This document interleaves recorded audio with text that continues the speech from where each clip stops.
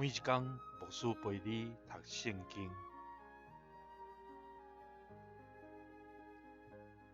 今日是11月初10。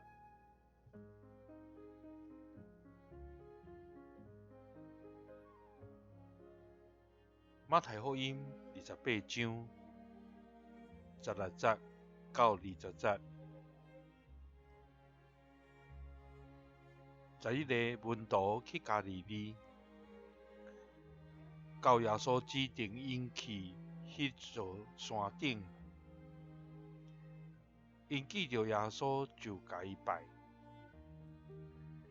不过有人摇底摇疑，耶稣行我去甲因讲：上帝已经将天顶地下一切权柄拢予我，所以恁就去招万百姓来做门徒，甲因洗礼，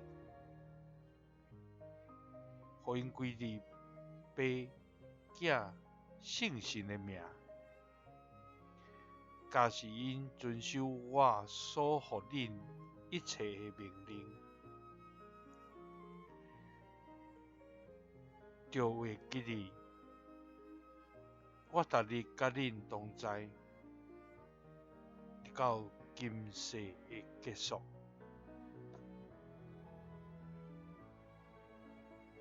当主要上天之前，爱学生做伙去到加利利，伫迄座山聚集。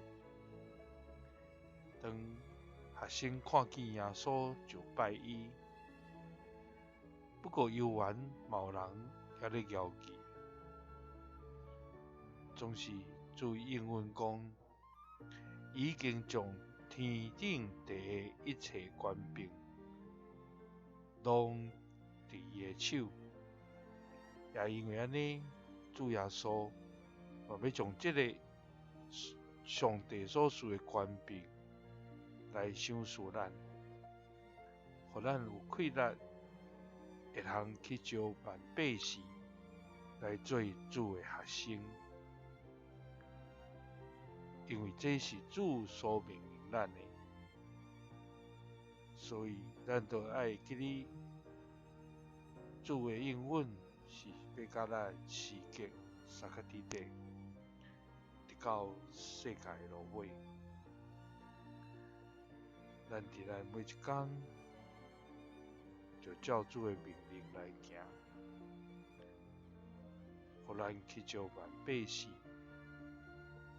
来做主的学生。愿主使咱气力，照伊的心意来行。